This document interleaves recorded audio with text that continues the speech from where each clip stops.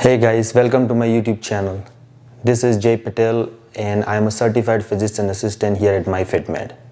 Here I cover multiple topics to improve your overall health and fitness, and the topics may include hormones, vitamins, weight loss, and overall lifestyle changes.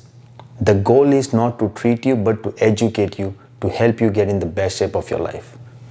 Enjoy the video. Ozempic or semaglutide has gained popularity in recent months and has been considered as a miracle weight loss drug, but it does come with some side effect.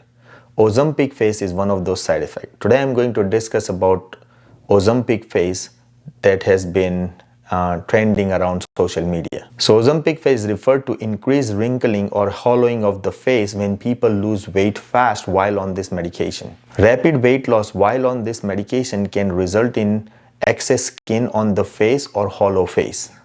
Massive weight loss decreases the amount of fat under the skin and throughout the body, often creating an appearance of excess skin hanging from the face and neck area. But not only Ozempic can cause Ozempic face.